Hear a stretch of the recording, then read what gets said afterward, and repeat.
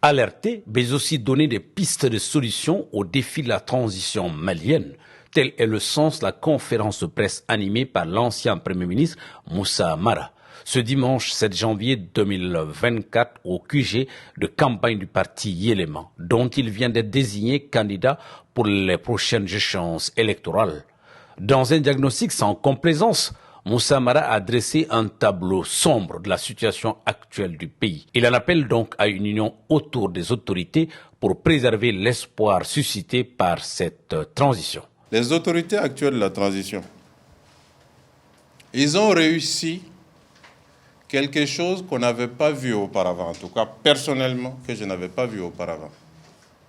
C'est de réveiller chez les Maliens un grand sentiment d'attachement au Mali.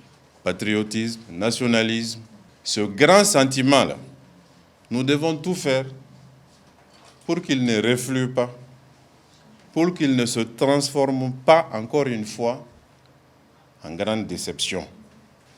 Si cette fois-ci, les Maliens sont encore déçus, moi je pense qu'il va être difficile de réveiller encore aux Maliens l'espoir. L'espoir pour le lendemain meilleur, l'espoir pour sauver le pays. Et nous risquons d'ouvrir pour notre pays les portes du chaos et les portes du désespoir et les portes de l'enfer. Je pèse mes mots. C'est pourquoi nous devons sauver la transition, sauver l'espoir que la transition a suscité. Au-delà de l'unité, l'ancien Premier ministre a énuméré les menaces qui planent au-dessus du Mali, auxquelles il faille apporter des réponses appropriées.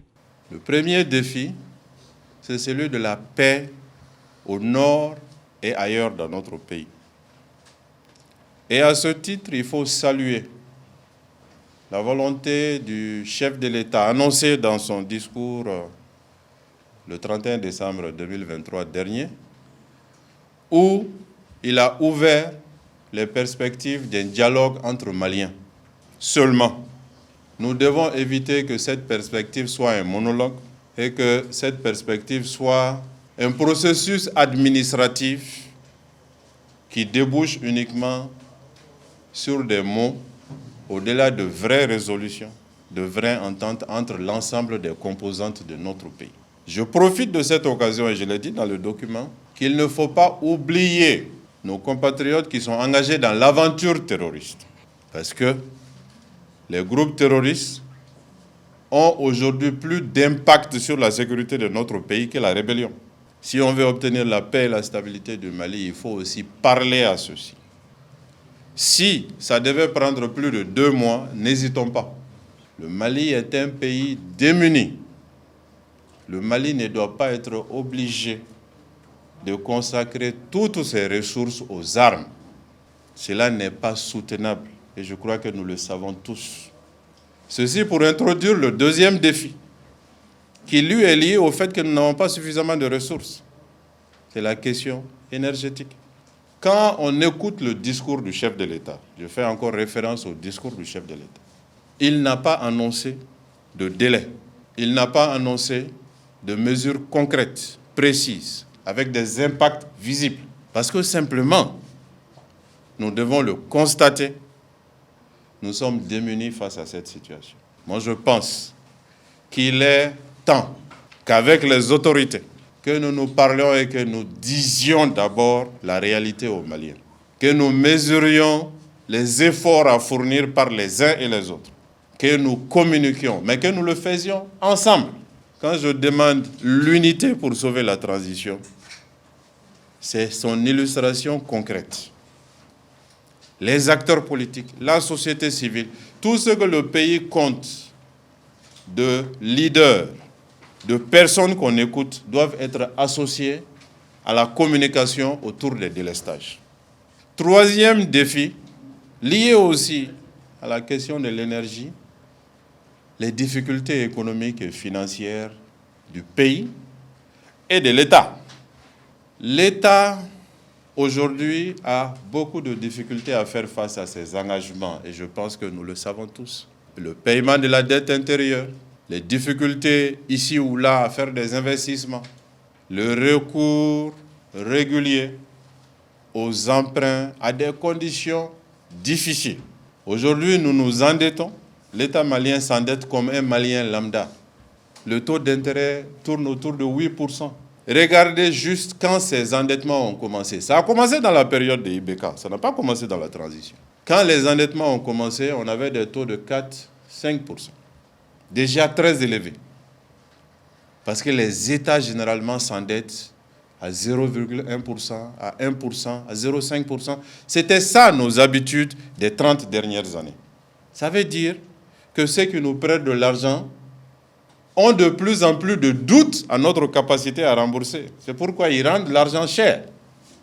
Reconnaissons les difficultés. Face aux difficultés, prenons des mesures.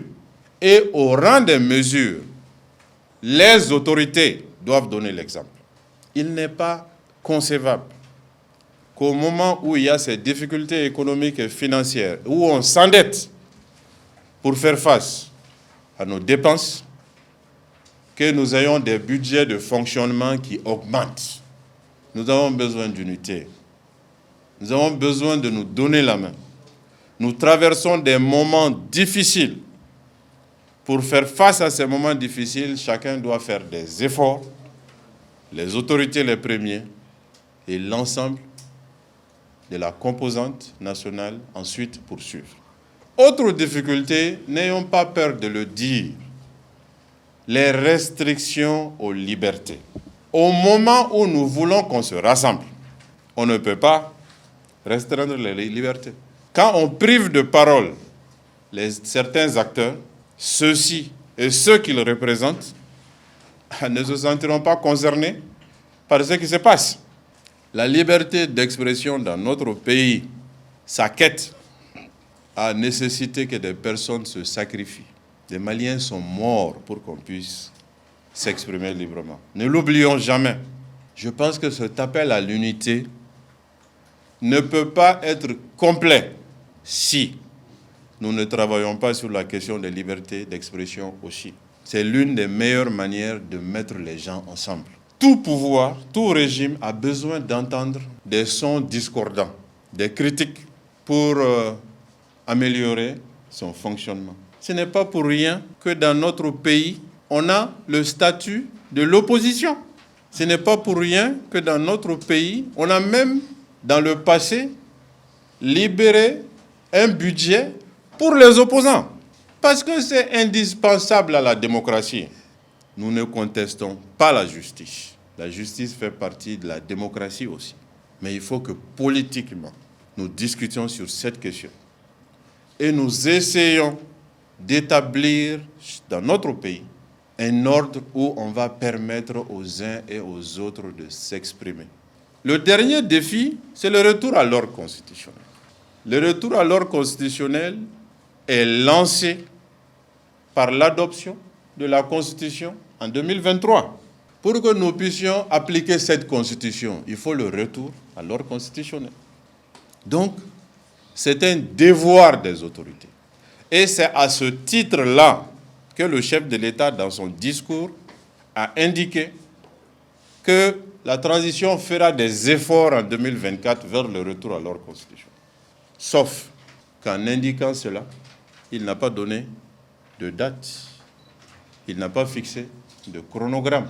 Au même moment, nous avons tous été témoins du fait que le ministre d'État en charge de l'administration du territoire a annoncé en septembre dernier le report de l'élection présidentielle, selon lui-même, pour un léger temps, un léger report.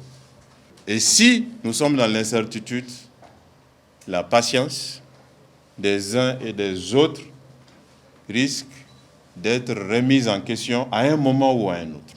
Ces 5 défis nécessitent pour moi que nous parlions entre fils et filles du pays.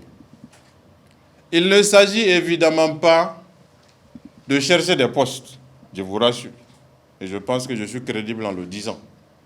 Si nous restons assis, croiser les bras et laisser nos autorités actuelles de la transition s'enliser, avoir des problèmes, nous prenons la responsabilité d'être jugés par l'histoire et par les Maliens. Avant de terminer, Moussa Mara a annoncé qu'il entamera des démarches auprès des autorités, mais aussi des acteurs politiques et de la société pour partager avec eux cette vision pour sauver la transition.